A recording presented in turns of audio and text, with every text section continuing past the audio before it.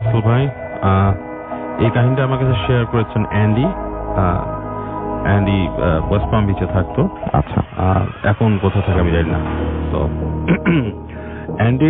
অ্যান্ডির দাদার ঘটনা অনেক পুরনো আর কি, অনেক পুরনো দিনের। সো সেই সময় ইটস প্রবাবলি আপনার ফার্স্ট ওয়ার্ল্ড ওয়ারের সময় বা সামথিং লাইক দ্যাট, এরকম একটা সময়ের ঘটনা। সো ওনারা থাকতেন আপস্টেট নিউ ইয়র্কে তখন। তো ওনার দাদা একদিন, অ্যান্ডির দাদা একদিন আপনার শহরে গিয়েছিল কোন একটা কাজে। মানে তখন ওনার যে থাকতো জায়গাটা ছিল আপনার বেশ একটু গ্রাম টাইপের একটা জায়গা, সেখান থেকে শহরে গিয়েছিল।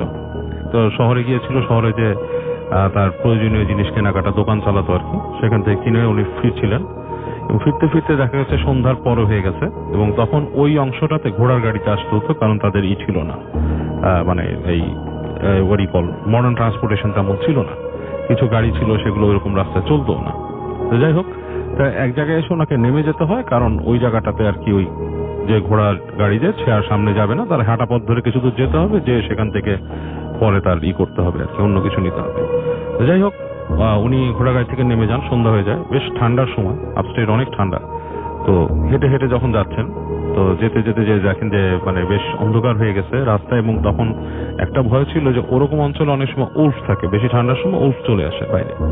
তো এই ভয়টা উনি খুব বেশি পান আর কি। ভয়টা বেশি পাওয়ার জন্য উনি হেঁটে হেঁটে ওখানকার যে একটা ছোট অংশ যেখানে নাকি কিছু দোকানপাট হোটেল টোটেল আছে এরকম জায়গা, ওই জায়গাটা খুঁজে বের করেন। হেঁটে যে একটা হোটেল উনি পান, মোটেল আর কি, পুরোনো মোটেল। তো সেই মোটেলে উনি ওঠেন। ওঠার পর বলে যে মোটেলে বলতেছে যে এখন তো বেশ ঠান্ডা পড়ছে, এখানে আপনার বেশি একটা সিট নেই, তুমি এই পাশে একটা রুম আছে, রুমটা তুমি নিতে পারো, বেশ ছোট যদিও, এবং ওইটার হিটিং ঠিক মতো কাজ করে না, সো বি কেয়ারফুল। তো তাকে বলে দেয় যে আরেকটা জিনিস হচ্ছে ওই মোটেলের যে ইসাকে বলে যে তোমার আরেকটা জিনিস হচ্ছে তুমি যে মোটেলে থাকবে রাত 8টা 9টার পর হাঁটাহাঁটি করবা না বেশি, এখানে আসলে ঝামেলা হয়। তো বলছে কি ঝামেলা?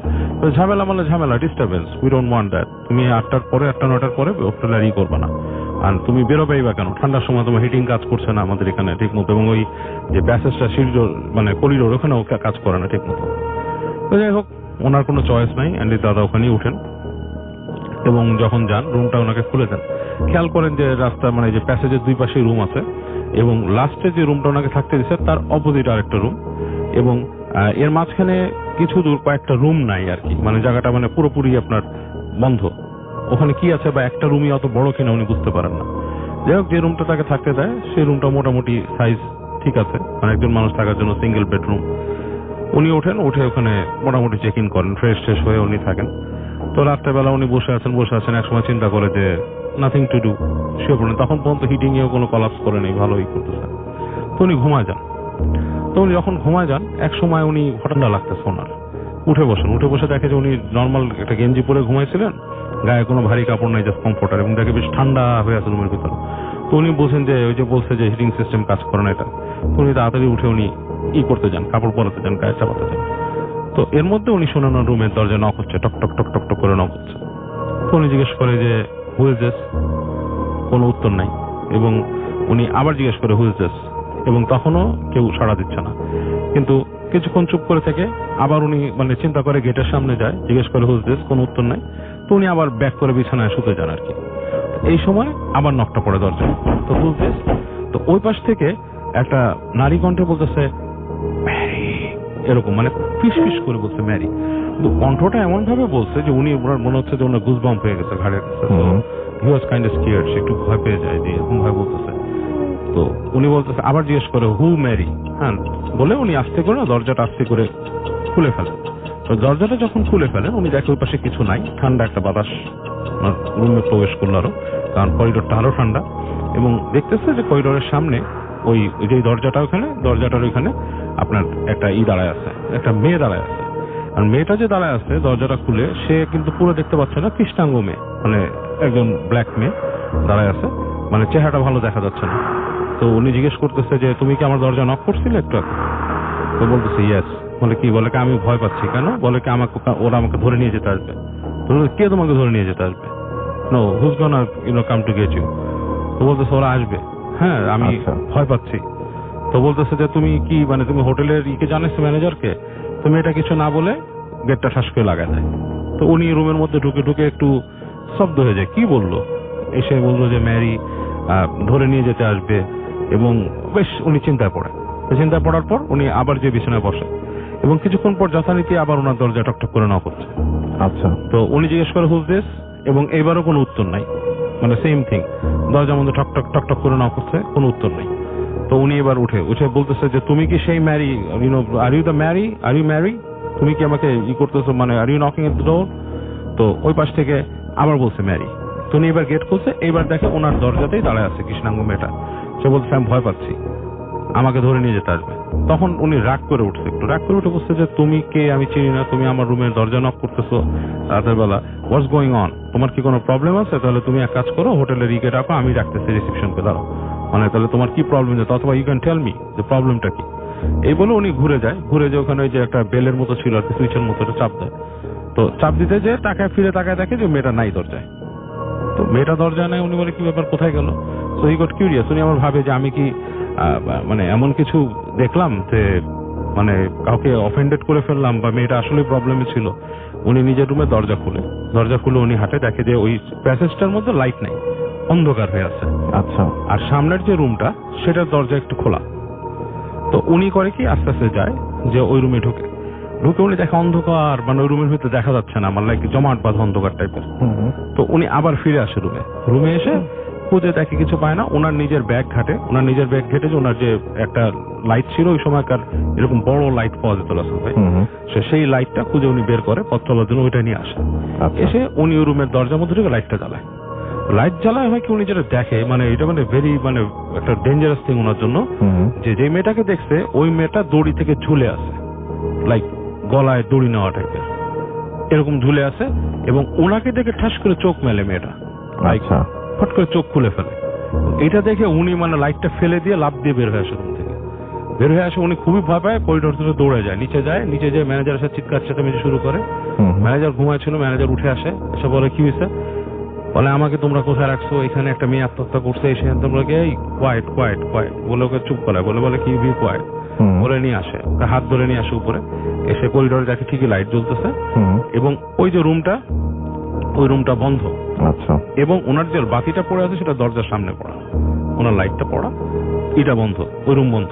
বলতেছে এই রুমে কেউ থাকে না, তুমি কেন বেরিয়েছো? বলে কি আমার এখানে নক করছে। বলে কি তোমার রুমে যেই নক করছে তুমি কেন বেরোলে?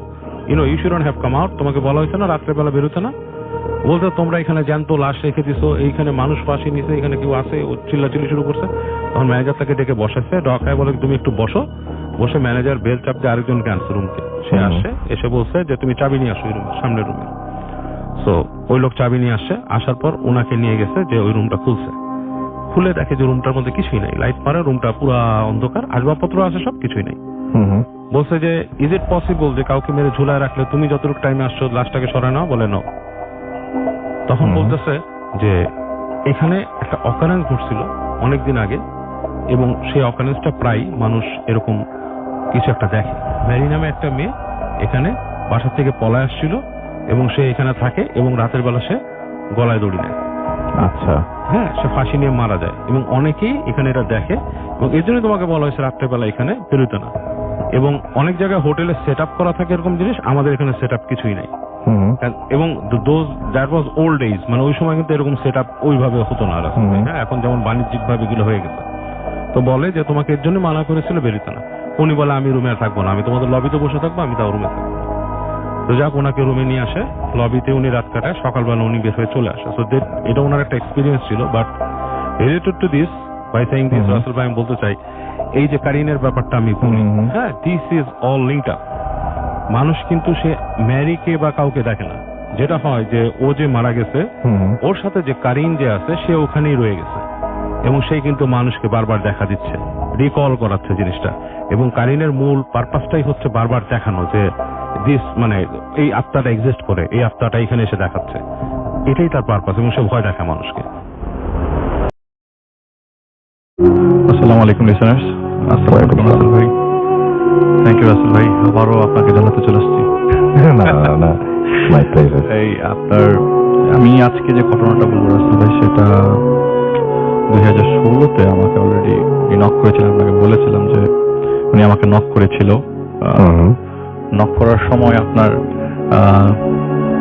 তিনি এতটুক পর্যন্ত মানে ঘটনার পুরাটাই তো বলতে পারে না, যে কটুক ঘটেছে সে কটুকি হুম 2016-তে আমাকে বলেছিল, কিন্তু আমি আসলে তাকে হেল্প করতে পারি না এই মুহূর্তে। আমি কি বা হেল্প করব?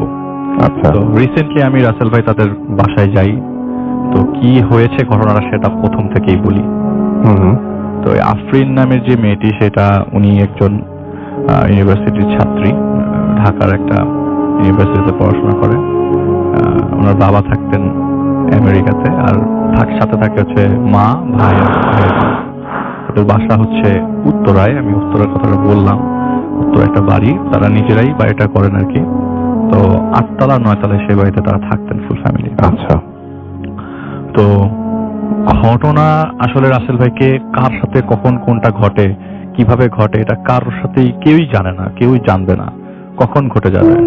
তো ওনার সাথে যে ঘটবে, ওনার সাথেই বা ঘটতে পারে এরকম কিছু উনি কখনো কল্পনা করেনি, হুম বা এরকম কোনো কিছুর সাথে কখনো তার এক্সপিরিয়েন্স কারো কাছ থেকে শুনেও নাই, হুম বা ভূত এফএমে আমাকে ডেকে বলবে যে এরকম ঘটনা তার সাথে ঘটছে, এটাও সে কখনো সেটাও জানতে পারেনি। হয়নি।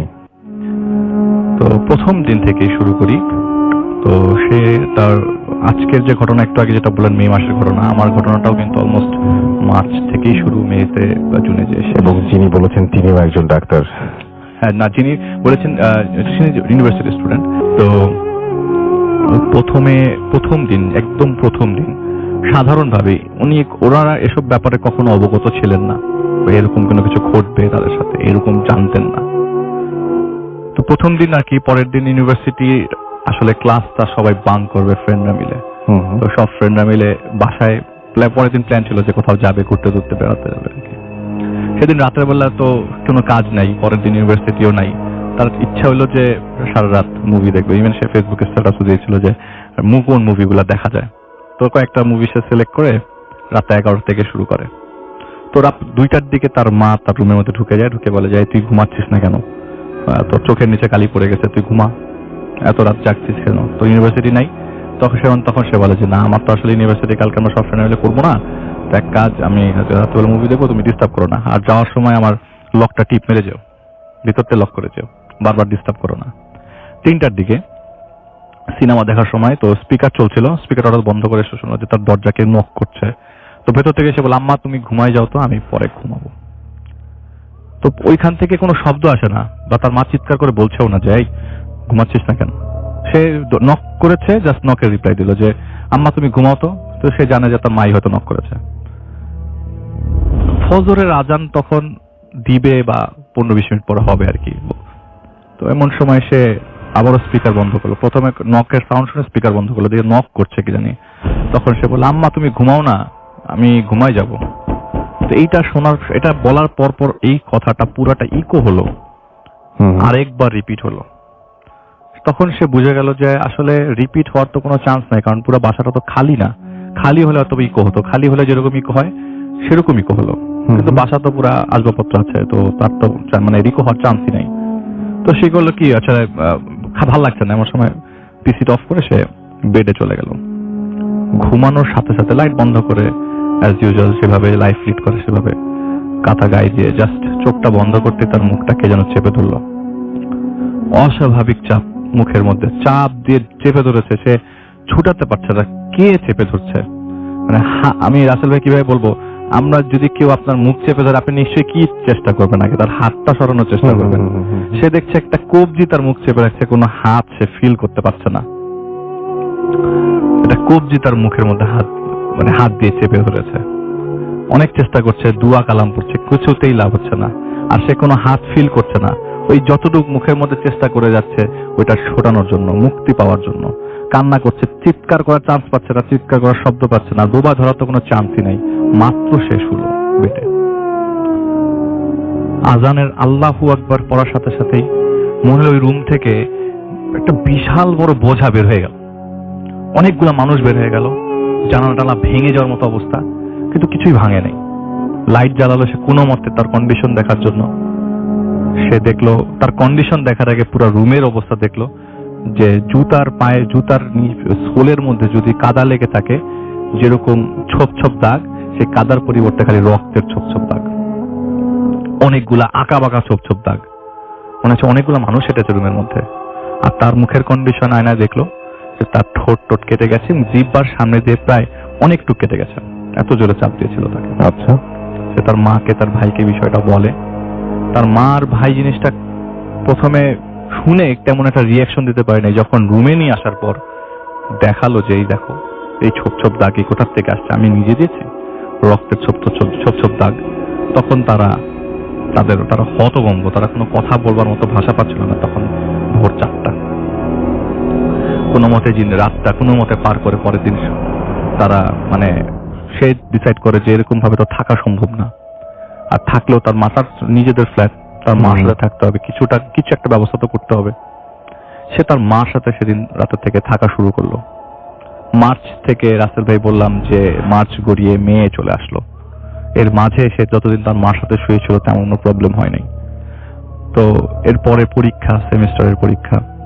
তো সে বলেছে যে আমাকে তো আমার রুমে থাকতে হবে, পড়তে হবে, মা তুমি একটা ব্যবস্থা করো, একটা মেয়ের একটা ব্যবস্থা করে আমার সাথে থাকতে পারে, ঘুমাতে পারে। আর তাদের বাসায় একটা বুয়া ছিল।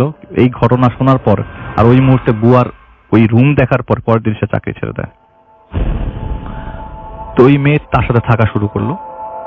পরের দিন পরীক্ষা, রাত্রেবেলা পড়ছে, রাত্রে 1টার মধ্যে তার ঘুম চলে আসলো এবং সে ঘুমাতে যাওয়ার সময় ওই লাইট জ্বালিয়ে এসে ঘুমানোর, ওই দিন থেকে লাইট জ্বালানো তার ঘুমানোর সময়। তার মার সাথে থাকা অবস্থায় লাইট জ্বালানো, তার মা আবার সহ্য করতে পারে না লাইট জ্বালানো অবস্থায়।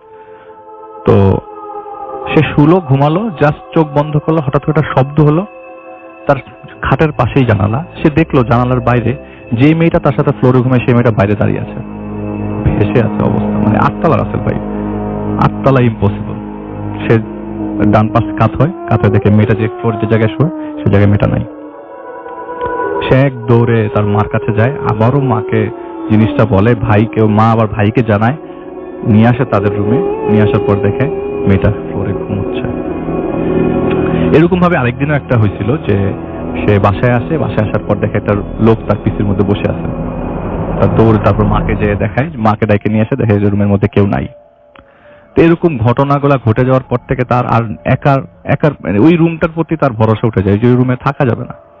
সে তার মার সাথে থাকা শুরু করলো এবং পার্মানেন্টলি এখানে টেবিলও তার মার রুমে নিয়ে আসে। তো সেদিন আসল ভাই মা মানে যেদিন ঘটনা ঘটে তার কয়েকদিন পরে তার মাও জিনিসটা ফেস করে। কিভাবে ফেস করে? আর তার অত মধ্যে তার ভাবি, তার ভাই সবাই জেনে গেছে তার বাসার মধ্যে যা ঘটছে তা ভালো ঘটছে না। এবং মোস্ট ইম্পর্টেন্ট কথা, তখন রাসেল ভাই সে আমাকে নক করেছিল 2016-তে যে আলিফ ভাই আমি এরকম বিপদে পড়েছি, আপনার জানা মতে কেউ আছে কিনা। আর আমি কাউকে বলতে পারছি না, আর কেউ যে বিশ্বাস করবে এরকম লোকও পাচ্ছি না। আমি রাসেল ভাই বলেছি আমি পাইলে মানে যদি কাউকে পাই তাহলে আমি হেল্প করতে পারবো, কিন্তু আসলে আমি এতই ব্যস্ত ছিলাম যে আমি আসলে কিছু করতে পারিনি বা কাউকে জানাতেও পারিনি বিষয়টা। আমি নিজেও ভুলেই গিয়েছিলাম রাসেল ভাই at the end of the day. তো আমি যখন আবার পরে নেক্সট স্টেজে আসি, সেদিন রাত্রেবেলা তার মা তার সাথে শুয়েছিল। মার ঘুম ভাঙে হঠাৎ করে, চশমা পরে পরিষ্কার করে বাথরুমে যেতেই তো তার মার সাথে সে যখন থাকতো তখন বাথরুমের আলোটাতেই থাকতো, রুমের আলো জ্বালিয়ে তার মা ঘুমাতে পারতো না। তো বাথরুমের দরজাটা পুরোটা খুলতেই পুরো আলো যখন মোটামুটি আলো যখন তার মেয়ের খাটের পর্যন্ত পৌঁছালো, সে দেখলো যে তার মেয়ের পাশে একটা লোক দাঁড়ানো, দেয়ালের মধ্যে হেলান দিয়ে দাঁড়িয়ে আছে। তো এই কে, চোর নাকি, এই কে ওখানে, এরকম বলতেই যে লোকটা তার মেয়ের পাশে দেয়ালে হেলান দিয়ে দাঁড়িয়ে ছিল সে তার দিকে তাকালো। আর সেই লাল বিবর্ণ মানে লাল চোখ, তার মা, আমি তার মার সাথে কথা বলেছি রাসেল ভাই, এই লাল চোখ, এরকম চোখ সে আগে কখনো দেখে নাই। লাইট জ্বালাতেই সব উধাও এবং সেই আগের মতো রুমের মধ্যে পায়ের মানে সোলের দাগ, জমাট বাঁধা রক্ত। তার ভাইকে ডাকলো, তার ভাই বলল যে একটা ব্যবস্থা তো বিহিত করতেই হবে, এরকম হতে থাকলে তো সম্ভব না। তার ভাই পরের দিন কি হলো, তার ভাই যে মসজিদে নামাজ, তার ভাই আসলে নামাজ কালাম 5 ওয়াক্তই পড়তো সবসময়, এবং তাদের বাসায় এমন না যে কেউ নামাজ পড়তো না, সবাই নামাজি মানুষ ছিল।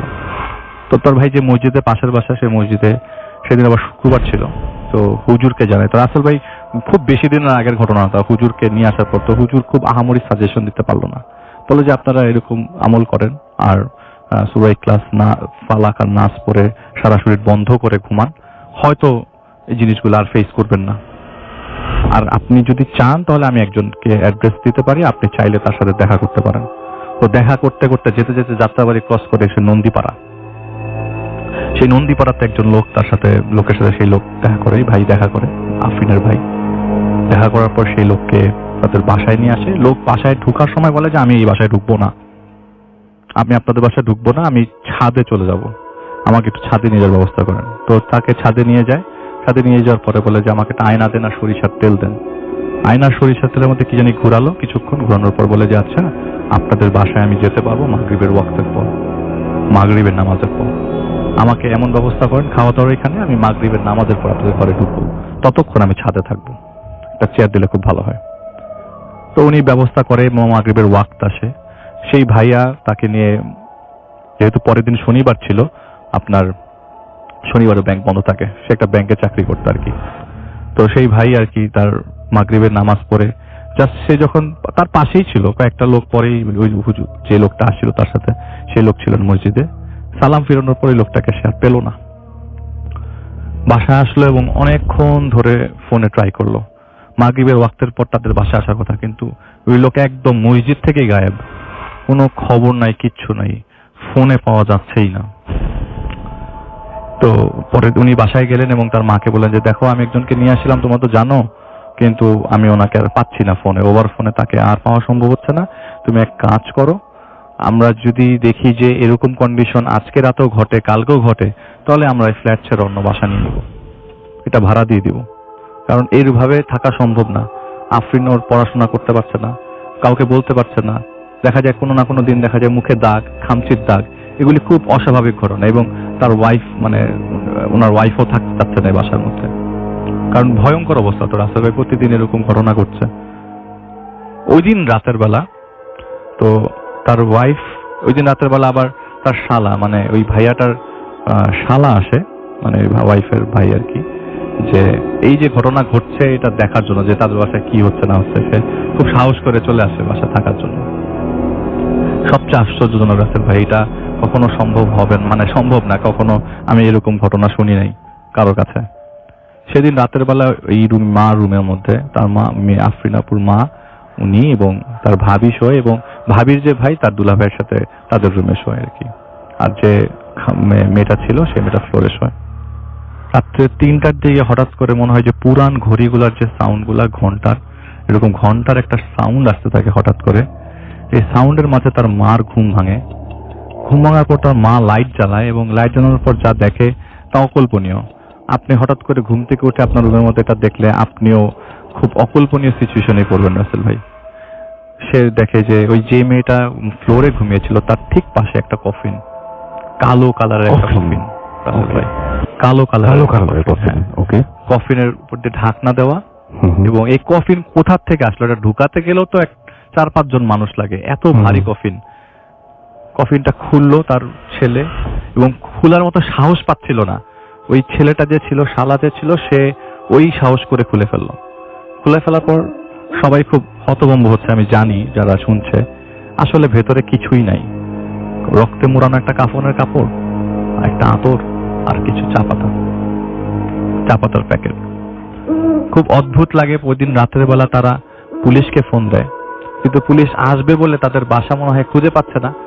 পরবর্তী ওই দিন রাতের বেলা আসে নাই। পরের দিন সকালবেলা পুলিশ যখন আসে, বাসার মধ্যে কফিনের ভিতরে এই মুড়ানো, রক্ত মুড়ানো, মানে পুলিশও কোনো এভিডেন্স খুঁজে পাচ্ছে না আসলে কিসের ভিত্তিতে তারা কোনো কেস বা জিডি করবে। তো তারপরেও তারা বলে যে আপনারা একটা জিডি করে রাখেন, বাকিটা পরে দেখা যাবে, কফিনটা সরায় ফেলেন, আর যদি পারেন বিষয়টা আমাদেরকে পরবর্তীতে কোনো প্রবলেম হলে আমাদের জানাবেন। পুলিশ এই বলে চলে যায়। সেদিন দুপুর 12টার দিকে খবর আসে, আমেরিকায় তখন রাত 2টা, আর বাংলাদেশে সকাল 12টা, দুপুর 12টা। ওইখানে যে পাশের বাসার যে মহিলা, উনিও বাংলাদেশি, তার হাজবেন্ড, মানে ওই ফোন দেয়, মোবাইল ফোনে, মেসেঞ্জারে, ফেসবুক মেসেঞ্জারে ফোন আসে। ফোন আসার পর বলে যে আপনার হাজবেন্ডের অবস্থা খুব খারাপ, উনি হসপিটালাইজ, হাসপাতালে ভর্তি, আপনারা সবাই একটু দোয়া করবেন। আসলে জিনিসটা ওই দিন ভাঙে বলে নাই, ওই দিন ভেঙে বলা হয়নি। পরে জানতে পারে, কিছুক্ষণ পরে তার ছেলেকে বলা হয় যে তোমার বাবা আর বেঁচে নাই, সে আপনার বাথরুমের ফ্লোরে পিছলে পড়ে মারা গেছে। হাসপাতালে নেওয়ার পর ডাক্তাররা বলেছে তিনি মারা গেছে। তো বাসার সবাইকে আস্তে আস্তে ছেলেটা ওই দিন সবাইকে জানিয়ে দেয় বিষয়টা। তো আউট অফ নোওয়্যার রাসেল ভাই এই ঘটনা ঘটার সাথে সাথে তাদের বাবার এই আকস্মিক ডেথটা তারা কেউ একসেপ্ট করতে পারে না ওই মুহূর্তে। তো বাসার মধ্যে সব আত্মীয় স্বজনের ভিড় জমে যায়, কান্নাকাটি অবস্থা। লাশ আসে রাসেল ভাই 10 দিন পর। লাশ আসবার পর লাশকে মানে আপনার তেমন একটা কানেকশন হচ্ছিল না প্লেনের সাথে। তো যখন প্লেনের সাথে কানেকশন হয়, সবকিছু ম্যাচ করে, তো 10 দিন পর বাংলাদেশে লাশ আসে। লাশ নিয়ে আসার পরে লাশ যখন বাসায় নেয়, সেই ওনার নিজের তৈরি বাসা, সেই বাসার নিচেই লাশটা রাখে, উপরে আর উঠায় না। তো যেদিন লাশ বাসায় আসে সেদিন সেই যে লোকটা হারিয়ে গেল মসজিদ থেকে, সে হঠাৎ করে তার আবির্ভাব। সে আসলো এবং একটা কোনায় দাঁড়িয়ে কান্না করছিল, লাশের দিকে সবাই তাকিয়ে আছে। তো বললো যে, সে লোকটার কাছে যে বললো যে, আপনি কাজ করেন, আপনাকে এটা একসেপ্ট করতে হবে, যেদিন আপনাদের বাসায় আমি ছাদে আসছিলাম, প্লাস মসজিদ থেকে আমি চলে গেলাম, সেদিন আমাকে নিয়ে যাওয়া হয়েছিল এমন একটা জায়গায়, যে জায়গায় আমি আপনার বাবার খবরটা জানতে পেরেছিলাম। আসলে জিনিসটা আপনাদের সাথে ঘটার কথা ছিল, ঘটেছে আপনার বাবার সাথে। তো সেদিন আমি জেনেছিলাম যে আপনার বাবার উপর দিয়ে একটা বিপদ যাবে খুব শিগগিরই। তো আমি আপনাকে জানাতে পারিনি, কারণ আমি পারমিটেড ছিলাম না আপনাকে জানানোর জন্য। এবং যে সার্কেলটা আপনাদের ক্ষতি করার চেষ্টা করছে, তারা খুব শক্তিশালী, খুব ইজিলি তাদেরকে বধ করা বা ধরা যাবে না। আমি পারি নাই, সেই জন্য আমি চলে গেছিলাম। আমি আসলাম আপনাদেরকে একটা বুদ্ধি দিই। উপরে যে কাফনের কাপড়টা আছে, আর উনি কিন্তু কিছু জানে না রাসেল ভাই, নিচ থেকে বলছে উপরে যে কাফনের কাপড়টা সেটা একটু ধুয়ে ফেলেন, আপনার বাবাকে ওই কাফনের কাপড়টাই পরাবেন দয়া করে, এবং যেসব জিনিস আছে ওই আতরগুলাই মাখবেন।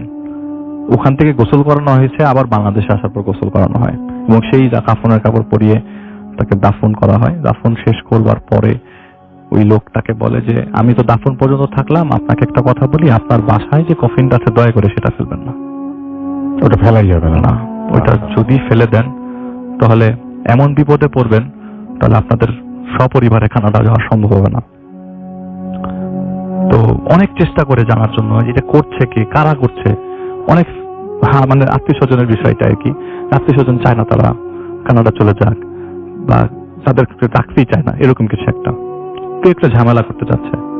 তো খুব শেষের দিকে চলে আসছে রাসেল ভাই আমার ঘটনা। কফিনটা তখন সরিয়ে বাসার ছাদে রাখা হয়, এবং উনি বলেছেন যে কফিনটা যখন রাখবেন এমন ভাবে রাখবেন যেন কফিনটা ঢাকা থাকে, কেউ যেন বোঝে না এটা একটা কফিন। তো মেয়ে মানুষ তো শোকে এখনো পর্যন্ত যারা আছেন ওই ফ্যামিলিতে, স্পেশালি আফরিন যে মেয়েটি, তিনি তো ভুলতেই পারছেন না কোনো কিছু। তো বাবার দাফন কার্য শেষ করার পরের দিন সে ছাদে গেল। ছাদে যাওয়ার পর কান্না করছে রাসেল। এইটা একটু আমার কাছে সবচেয়ে বেশি কষ্ট লেগেছে, যে কান্না করছে, কান্না করা অবস্থায় যে আমি তোমাকে একটু দেখতে পারলাম না। তাদের সপরিবারে সেবার কানাডায় যাওয়ার কথা ছিল, তার বাবা আমেরিকায় শিফট করে কানাডায় চলে যাওয়ার কথা আর কি, ফুল ফ্যামিলি নিয়ে। তাদের কানাডায় সিটিজেনশিপ হয়ে গেছে আগে, তখন তার বাবা আমেরিকায় ছিল।